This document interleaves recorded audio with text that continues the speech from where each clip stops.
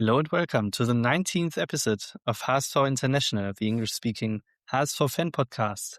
Today is Sunday, not very usual for us, Lennart, to record on a Sunday, but I told your name. You are here with me today, like always. Hi, Lennart. Hi, Philip. And as you said, not very usual, but still very okay, I would say. Yeah, looking forward, even though it's a Sunday. Sunday is also a good word because it's pretty sunny here in Germany. We have one of the, if not the hottest weekend ever. May that be true? Yeah, it might be true because as far as I was informed, we had a new record in Germany on Friday in Saarbrücken. And now I've read yesterday should have been even hotter. So today it's a little colder than the last 2 days, but still too hot for me. Yeah, people who listen from other parts of the world can only nod and say, yeah, guys, that's how I live my life. And we are sweating like never before. It's insane.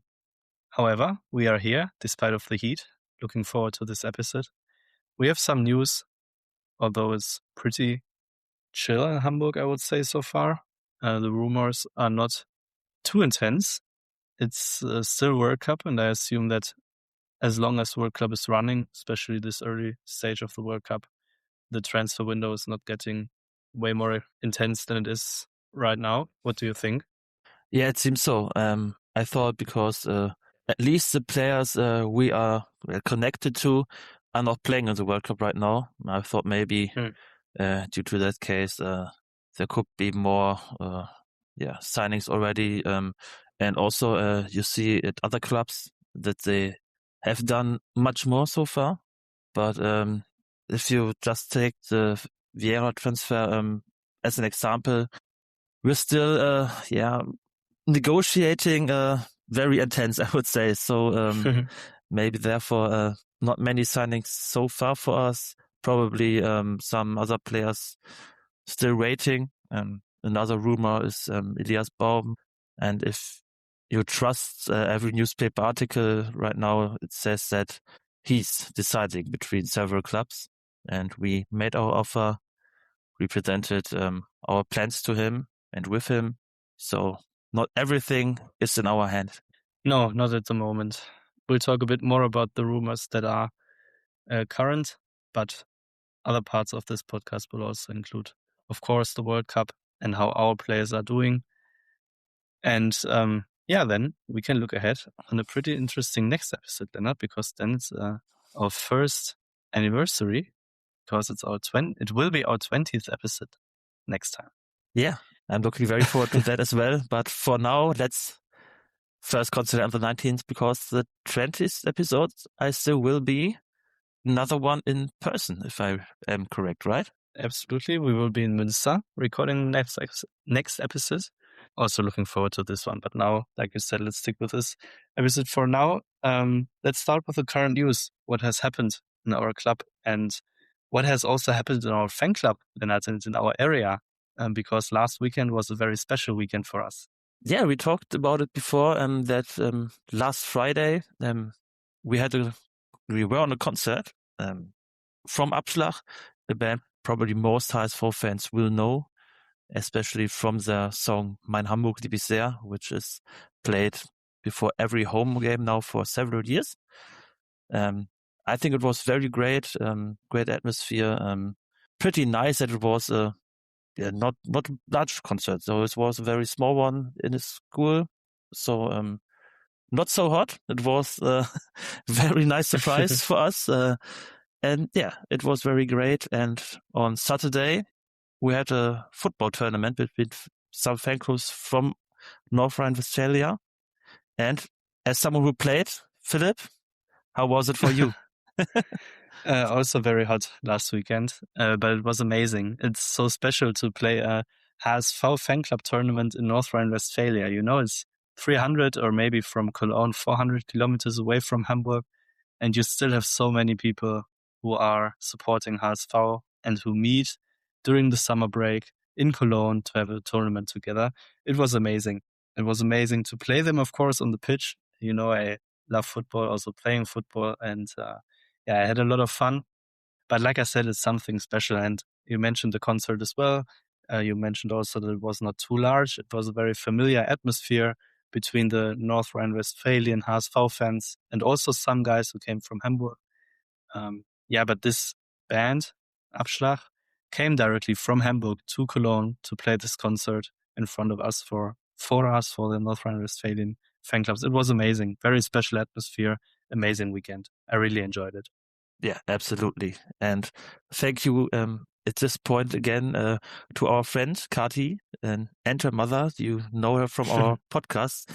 They took us in for the weekend, made it happen, at least to me. I probably would not have been there because of the distance, and therefore thank you very much for a very nice weekend to both of them as well, because they made it happen. Absolutely. And they hosted 8 people in their house. It was insane to host 8 people, but it was a very fun night. And so, yes, also from my side. Thank you, Kati. Now back to HSV players and not to our fan club players and hobby players. Now back to professional football. There were a signing from Wolfsburg that happened last week, Leonard. What was the signing? Was it anticipated? Yeah, I believe if you a regular listener, we talked about it now for 2 episodes before, at least for 2. Yeah, Robert Glatzel is now, or at least in 3 days, when the transfer window is opened officially, a player from VfL Wolfsburg. He transferred from Hamburg to Wolfsburg. Yeah, like we said, it was anticipated, and all the best for Bobby Glatzel. He had a great time. We had a great striker with him in the last years, and we just can say thank you.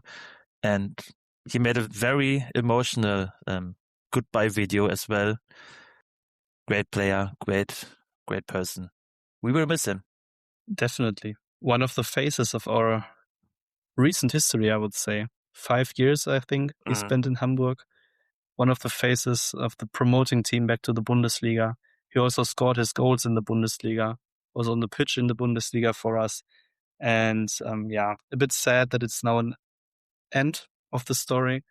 But of course, for him, maybe the better option now.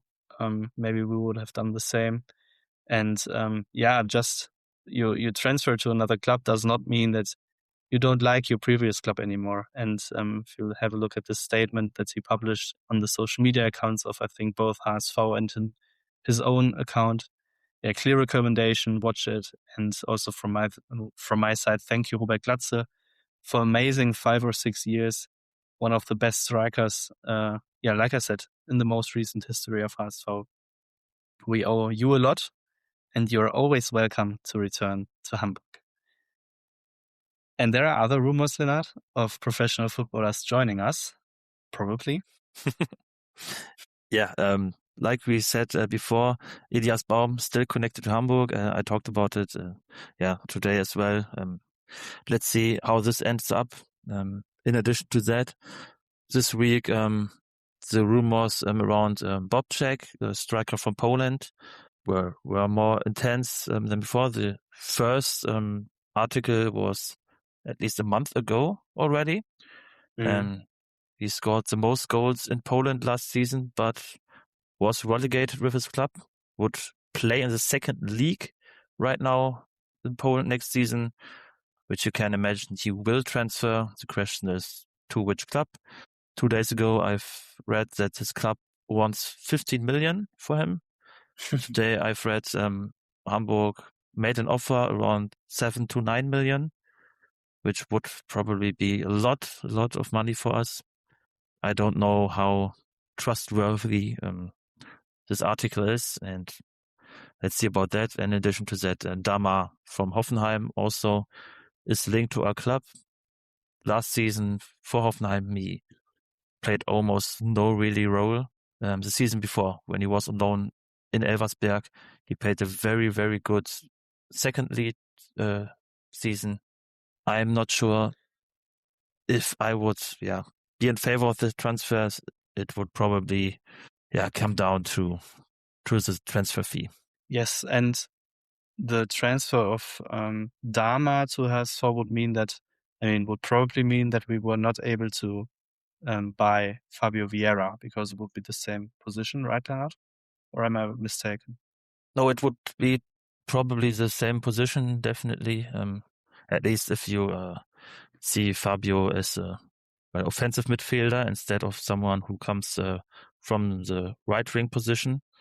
I don't know if it would definitely mean that we don't sign Vieira, because if you look at the way and we played against Leverkusen, we don't have the really ringer anymore. We played more with offensive midfielder, and right now we only have Grönberg and Vieira.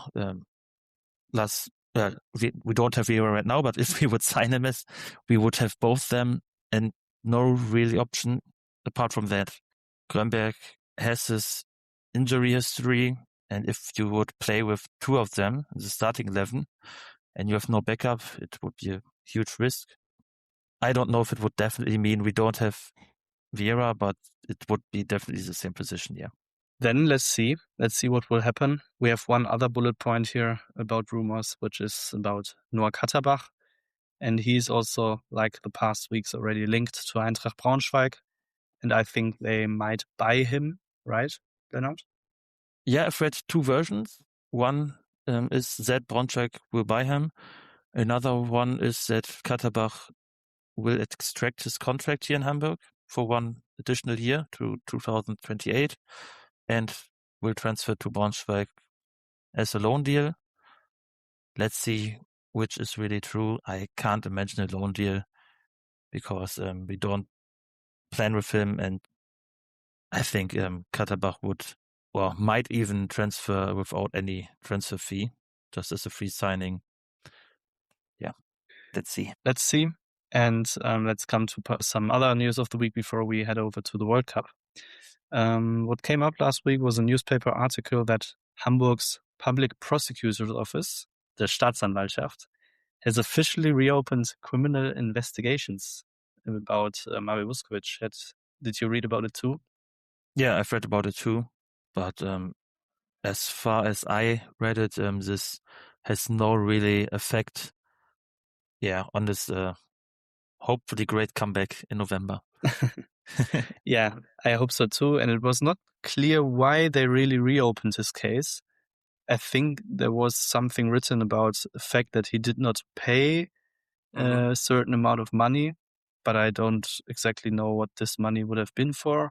Maybe to close his case or the administrative fees of this criminal investigation. I have no idea.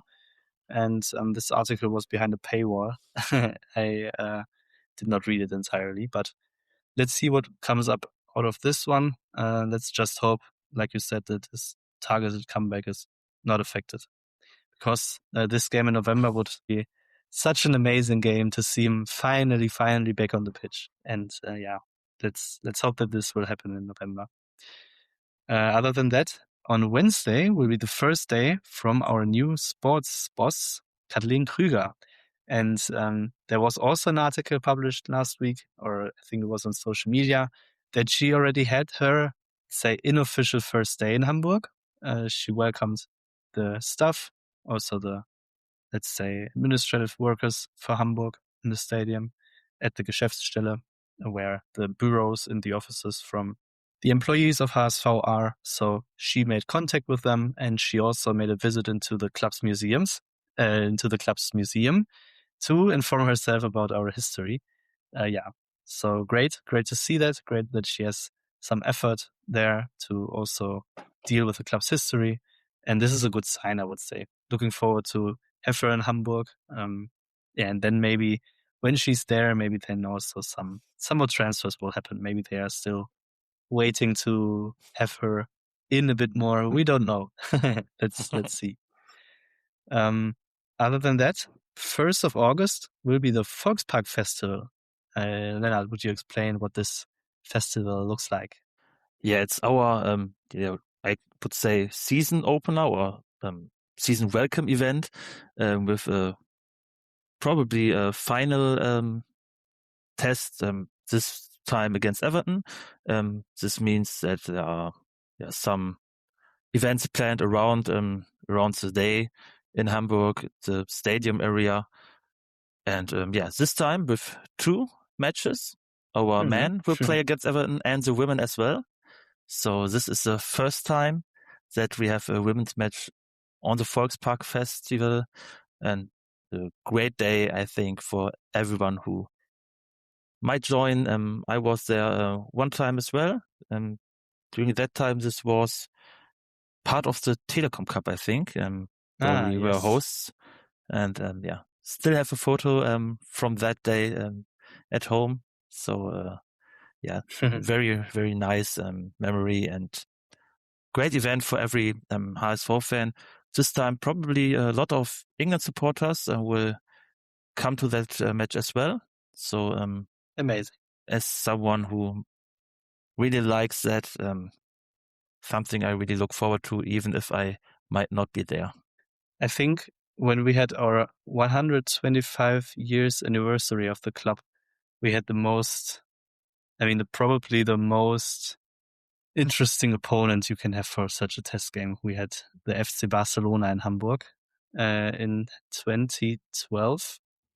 Back then also I think they were, of course, not traveling with all their best ensemble, and many players were stayed at home in Barcelona.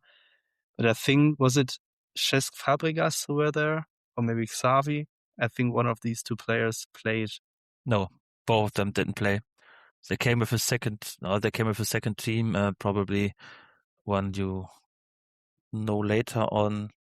I think Christian Teo, who made a name for him later in Spain, might have played, but the really big names you knew from before, from the Spanish national team, I think all of them didn't play. It was a huge disappointment for every HSV fan who looked forward to that match when he read Barcelona is coming to Hamburg, and then no one from the, let's say, superstars really played that day. Yeah, that was very disappointing, like you said, but I hope that Everton won't behave this way, and they will use this test also to prepare for their upcoming season. We were talking about the women's team, Lennart, because of the Volkspark Festival. Let's quickly cover also what happened at the women's team, because there were also some updates. First of all, Rodolfo Cardoso remains their coach.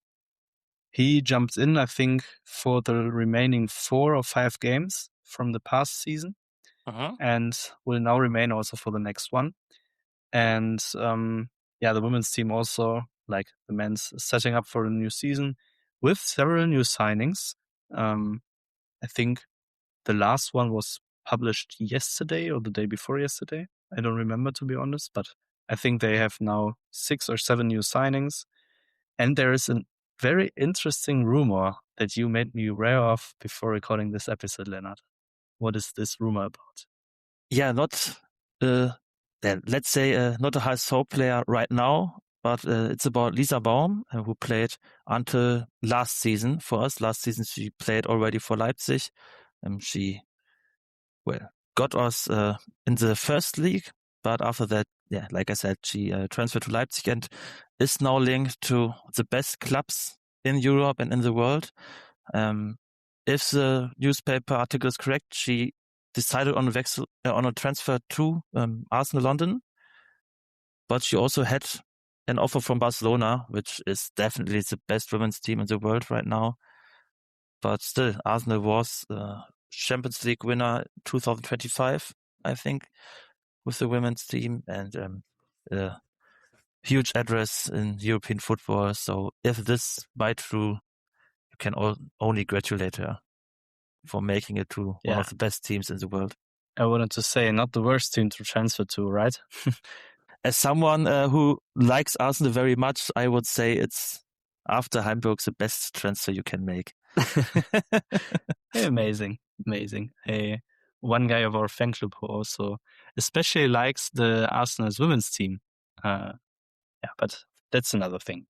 I would say, Lennart, let's continue with the second part of our podcast, because there are no more news to talk about. We will cover probably a bit more news next week or in 2 weeks, because then World Cup is almost over, and there will be certainly more rumors as this World Cup will be coming to an end.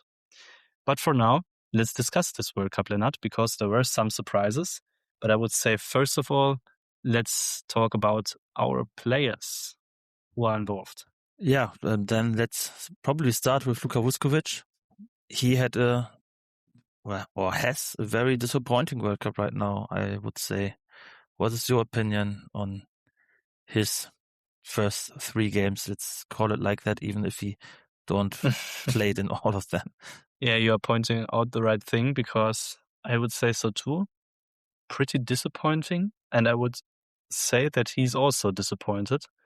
After playing this strong rookie season in one of the best leagues in the world, we all thought that he might see more minutes, especially also because of the case that he played more than I think every other defender in the test games.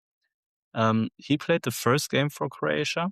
I think not the entire 90 minutes. He was substituted out in the 75th minute or so. But he made this first game against England, and the Croatian press and media was not too satisfied with Luka Vuskovic's performance. I think there was even a newspaper telling, if he's our biggest problem, then we will win the World Cup, pointing out that there is obviously a discussion, but that this is a discussion on a pretty high niveau, I would say. Like I said, I agree. Pretty disappointing, because after this game and after this substitution, he made no more minute. 2 more games and 2 more games on the bench. Yeah, he has a very huge problem right now, I think. Croatia had a very difficult game against England. They weren't really good. You have to say the same about Luka during that game. It wasn't a good game, but not only from him, but from a lot of other players, especially in the defense from Croatia that day. After that, they made some changes and they paid off. They had very good game. Well, let's say solid game. The second one, they didn't receive a goal. The last game was difficult, but they managed to win as well again. And yeah, right now I can't imagine him really, making the starting 11 again during that tournament. Because if they have another bad performance like that, they will be kicked out of the tournament. They can't really, play like that again and still win a game, I think. And if they manage to play like the last 2 games defensively, there's no really reason to change the back 4. I agree with you. The next game of Croatia will be against Portugal. So also a game, or also an opponent that had a weak first game. Was it the game against Lennart? Congo, I believe, right? So 1-1. Congo, yes. Also very disappointing performance for Portugal. So very interesting upcoming game in the knockout stage, and probably already the last game for Croatia. Does it affect, what would you say, Lennart? Does it affect his transfer rumors with Luka Vuskovic? I mean, if he would have played a sensational World Cup, for example, I would say that the market for him would be even higher than it is right now. What would you say? Well, if you take the last tournaments in consideration, you have to say it, that a huge World Cup can be a reason for a huge transfer as well. Maybe the best example is James Rodriguez, 2014. If you ask me, I think this is kind of short-sighted, because sometimes it's just 5 games or 6 games. In this case, we would have had a game for Vuskovic against Panama, which, with all due respect, is not the kind of level the best teams in Europe are playing against during their seasons. So I think it's kind of weird to compare it and to say, if you play a World Cup. You are definitely a huge signing for us as well. For me, it's much more important how he played the last season in Hamburg for a much larger period of time. But yeah, let's see about that. Right now, the only really team connected to him is Brighton and Hove Albion. Their offers are still rejected, as it seems, by Tottenham. Let's see. Maybe let's hope as he's at Tottenham that we will have him another season. Yeah, let's hope so. Who we will definitely have one more season, I would say, is Miro Muheim. Also a disappointing World Cup for him, right, Leonard? Yeah, totally. Probably, yeah, another way disappointing as it is for Luka, but yeah, it's definitely not really better, right? Not really. I mean, he showed up in the first game. He was, in contrast to Luka Vuskovic, not in the starting 11, but got substituted in, I would say, the 85th minute or so. Even later. Yeah. At least he got some minutes. And thing is, like we already discussed, scored an own goal. So, but the even worse thing is that he got an injury in the training afterwards. So as of now, he did not have the chance to make it right again. No? So, I mean, the thing with the own goal is you have to watch it and you can make your own decision whether you want to count it as an own goal. You can say so probably because he was, I think, the last man who was in contact with the ball before it went in and changed the direction of the ball significantly. So you can, of course, argue that this is an own goal. However, it was, of course, not the best duel, but also quite unlucky that it's now an own goal. However, the injury in the training is even worse. He's still limited to individual gym sessions. And the thing is that the public doesn't really know about the severity of the injury, how severe it is. Or did you read something about it? I did not. And only at the beginning where they wrote that he will only be out for one game. Which is now wrong, yes. Yeah, definitely. And therefore, I didn't read about a newer version, let's say it like that, maybe. So, still wondering what this is about and if he might be back in the squad on Friday when they play against Algeria. Exactly. Very interesting game as well. I would say the teams are both on the same level, at least also how they played in the World Cup so far, or would you disagree? Yeah, probably around the same level, yeah. If I would have to make a guess, I would think that Swiss will win this. But it would be the huge sensation if Algeria would win their game. So yeah, I think so too.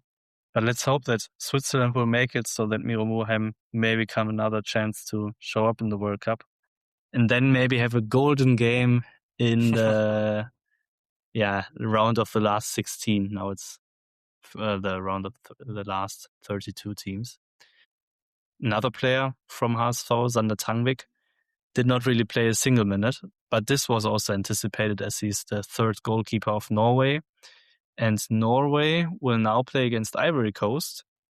And of course, something really bad has to happen so that Sander Tangvik can show up what he can do in the World Cup. But nevertheless, HSV player still involved in the tournament, and great to see that all of our three players did advance to the next round. Other teams did not advance to the next round, and there were some surprises, like we mentioned before. Was there a team that surprised you the most that it's now not part anymore of the World Cup? Yeah, definitely. For me, it's Turkey. Definitely that they didn't advance. If you would have asked me, I would even have said that they would win their group. Definitely made it to the next round, and that they really were relegated as the last of the group is right now, at least for the group standings, the biggest surprise. Definitely. And especially if you have a look at the other teams. And like you said before, with all the respect and congratulations also, of course, to Australia and Paraguay. We will play against Paraguay, in fact. Germany will play tomorrow at 10:30 German time against Paraguay. But Turkey is probably probably the best out of these three teams when you just have a look at the individual players. But it's like always in football, not always only the individual quality. But I thought that they also are a good team in terms of common bond, and you know what it is. So huge surprise to me as well, definitely.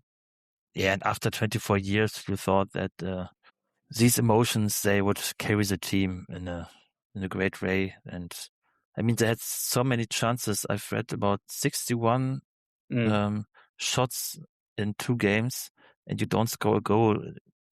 It's kind of ridiculous. But yeah. Yeah, I think it was the team with the highest chance to goal ratio.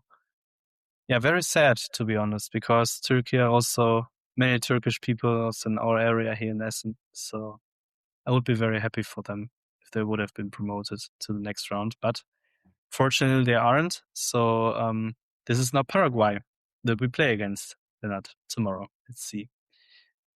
Very sad, in fact, for Scotland that they did not make it. Yeah, absolutely. You saw these videos and they were amazing. They were amazing, the Scots. It was so nice to see them in Boston. And I think the last game, where did they play their third game? First two were in Boston, but the third one, was it in New York? I don't remember. They played against Brazil in where Miami? was it? Might have been. It wasn't in Boston. It was in Miami, right? It was in Miami, yeah, and it wasn't close to Boston because I looked it up and I thought, okay, great. First, Boston is on the East Coast, so not all the way to the West Coast. And then you have two games at the same place. And then I looked it up where the third game is, but then it was in Miami. Also kind of lucky, again, also East Coast. And unfortunately, this group was pretty hard with Brazil and Morocco, who both promoted or proceeded to the next rounds with 7 points. I'm quite sad that the journey is over for the Scots. Yeah, that's true. But like you said, they had a very difficult group, and yeah, it was kind of anticipated. It was, but would you have anticipated that Uruguay would not make it to the next round? Definitely not, and definitely not with just 2 points. Yeah, huge surprise, but not really undeserved, I would say. I mean, I've watched the last game against Spain. It was a terrible football game. It was really one of the most horrible games I've watched in my entire life. I mean, Spain only did what they had to do. I'm very disappointed with their tournament so far as well, but hey, they won their group, so everything's fine for them. And Uruguay, they were so frustrated, a lot of hard fouls at the end, and definitely did deserved to overcome this group stage. If it comes just down to the last game, I don't want to rate the first 2 games because I only saw the match highlights and not the entire games. But the last game, Uruguay-Spain, I was looking forward to this because individual players have so many qualities, but probably none of them really brought it on the pitch. Yeah, very unfortunate. Also, Uruguay will host, at least Montevideo will host a couple of games from the next World Cup. Is it the next one, Leonard? It is the next one, but is it really a couple of games? I just thought maybe one. The opening game only? I don't remember. Yeah, because most games will covered by Spain, Portugal, and Morocco. Okay, then it might only be the first opening game. Yeah, something like that, right? Yeah, could be true. I don't really remember, but you might be right. Nevertheless, also sad for a team that's looking forward to the World Cup at home. That's ridiculous to say it like this, but they will host at least one game there and then kicked out in the group stage. And then you have to say this. And I'm very happy that Cape Verde made it to the next round, but who would have anticipated this? They have 3 draws in their group stage, made it now to the knockout stage. Amazing, but no one thought this might be possible. And this must be even more disappointing for Uruguay to not be able to pass at least Cape Verde in their group. Yeah, and even Saudi Arabia. This was probably, well, let's say the most clear group for every one of us, where we thought Spain will win it, Uruguay will get 6 points and will head to the next round as well. And then let's see what happens between the other two. But yeah, the first 2 places are set in stone, but they weren't. They absolutely weren't. Yeah, interesting. I mean, when we now bet the World Cup, you almost always bet only the group winner, but it might be also interesting to also bet on the second in every group, because there are many surprises. Also South Africa in I think it was Group A, where they had the opening game against Mexico, and they made it also as group second to the next round, to the knockout stage, and kicked both Czechia and South Korea out of the tournament. And I, at least with South Korea, would have never imagined that South Africa might stand in front of South Korea. And I think this was also pretty unlucky for South Korea, right? Or wasn't it the case that they had 2 draws or kind of? I don't really remember. Well, they had their final match against South Africa, and a draw would have been enough for South Korea. Okay. But I'm not sure if it was a deserved win or not, to be honest, because I didn't saw the game. Same. But yeah, for me, the disappointment of this group is Czechia, because I thought they will get the second place, to be honest. Yes. Not South Korea. But yeah, South Africa got it. Congratulations to that. Absolutely. Amazing. Yeah, and they will play today against one of the host teams, against Canada. Exactly. It was amazing to see South Africa in 2010 at their home tournament in South Africa. It was amazing to see that. I think it was their first ever World Cup performance, and now second World Cup performance, and instantly next round. Amazing. And they scored in their opening match. I still remember watching it, public viewing. Chabalala scored the 1-0 during that time. And what a goal it was, right? Yeah, it was a very, very great goal.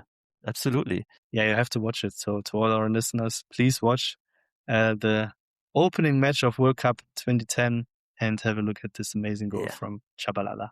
And of course, the celebrations afterwards. So this will be a pretty quick episode this week, but we can look ahead on at least the games ahead in the knockout stage, at least the most exciting ones. Lennart, we already mentioned Portugal against Croatia. Interesting game. 2 of the best European teams. And there are 2 more games that we wanted to highlight. Yeah, there is probably the maybe best game, Netherlands against Morocco. Game probably everyone on the pitch with huge individual quality. Morocco, for me, the best African team maybe I've ever witnessed. I don't know if I remember African side so strong as this Morocco team. So many great players. Definitely. And they also won their last home Africa Cup. Although, of course, was a bit... Yeah, we talked about that. They lost the game, but right now they are named the winner in a very, let's say, difficult kind of way. Yes, of course. Nevertheless, winner of the last Africa Cup. So also, in terms of the tournament, best African team. Yeah. And in the last World Cup, they reached the semi-final. So exactly. Let's see if they can manage to do that as well. Because, with all due respect, but if they would win, they would play against the winner from South Africa against Canada, which is not the worst opponent you can face. Exactly. And then in the round of the 16, last 16. Exactly. And if they would win against, if they were to win against Canada or South Africa, they would then be in the quarterfinals. I don't know the opponent then, but it would be probably Germany or France if they would win. Okay. They play the round of the last 16 against each other, and then they would play against them. So they're in the same tournament bracket.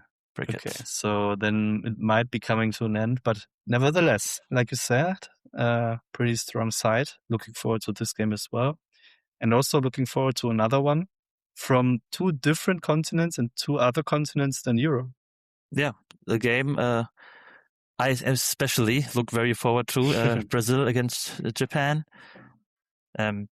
Brazil are the favorites, but Japan played a very good tournament so far as well. Apart from the moment they got the lead against Sweden. After that, the last match, they didn't play that great the last half an hour and were kind of lucky that they won that game. At least they draw that game. They didn't won, but they managed to get the second place after Netherlands got a huge lead against Tunisia, and it was pretty clear that Japan didn't get them and got the group win. Therefore, the draw is kind of a win. But let's see about that. I can't really imagine a clear game, but let's see. I'm looking forward to it tomorrow evening, right before the Germany game. Also looking forward to this. So let's sum up the games of the round of the last 32. It's like we already said, South Africa against Canada. We already said Netherlands against Morocco. We also already said Germany against Paraguay. We did not mention so far France against Sweden. Neither did we mention Belgium against Senegal. Neither did we mention USA against Bosnia. Also very interesting. I think the US might make it, but Bosnia, also great to see that they made it to the next round. Yeah, totally. Very happy, especially for our Hamburg connections we covered last episode. So let's hope that Sergei's journey will go on. And of course, from every other ex-HSV player as well, like Emir Spajic, Denis Hatzikadunic, and so on and so on. Yes, and Zlatan Bajramovic as the co-coach. Amazing. You have to listen to the last episode and go through our quiz. Other games will be Spain against Austria, Portugal against Croatia. We already mentioned Brazil and Japan as well. Ivory Coast against Norway. We also mentioned in terms of some Tangvik. Mexico against Ecuador. Also very interesting game. Yeah, absolutely. England against the Democratic Republic of Congo. Switzerland against Algeria. Colombia against Ghana. Australia against Egypt. And Argentina against Cape Verde. Let's see. You mentioned before this episode's two different tournament trees, let's say it like this. Yeah, it's kind of funny to see that except from England, let's at least say, huge European country is on one side of this tournament tree and will have to knock each other out on their way to the final. Like I said, next round, Germany might have to play against France. The same goes for Portugal and Spain. So at least if Spain would win against Austria, they would have to play against Portugal or Croatia. Very, very close game, I think, as well. So let's see about that. And the other side of the tournament tree, we have Brazil, Argentina, and England as, let's say, huge countries. Of course, there are still great teams. Mexico, Ecuador, and Colombia, who played a very great tournament so far. But if it comes to being a tournament favorite, of course, they are named after teams like the Netherlands or especially France. Of course, we will give you a heads up about what happened. You may already know about it, of course, in 2 weeks when we record our next episode, Leonard, in Münster. This time, our second on-site podcast. Looking very much forward, and then we can watch the first semifinal together. Isn't this amazing? Yeah, absolutely. We will probably record right before the game, and looking very forward to that as well. And maybe before we close this episode, one more hint what we are doing in the weeks where we not publish an episode. during the summer. What we do, we are also trying to improve our podcast a bit. So what we did is to improve our social media presence. So make sure to follow us on Instagram, hsvinternational.podcast, where we will from now on publish a post before we record the episode, and you will have the chance to type in some questions, to leave some remarks about what you want to have covered in the next episode. Maybe you also have something to say. Feel always free to drop us a message, and make sure to follow us if you want to also on X, formerly Twitter, where we also set up an account. Same here, hsvinternational.podcast. You also find all of our links in our Instagram bio. And yeah, did I forget something, Leonard? I think about the rest we would keep you updated throughout the next weeks. Yeah, absolutely. We have some other points on our agenda, but we hopefully will cover all of that until August. But yeah, we will keep you updated. And when the World Cup is over, we will have some topics to discuss in the episodes, some very special ones. So be interested and make sure to follow us to stay tuned, and looking forward to have you also on board of our next episodes. Looking forward to that. Bye. Bye-bye.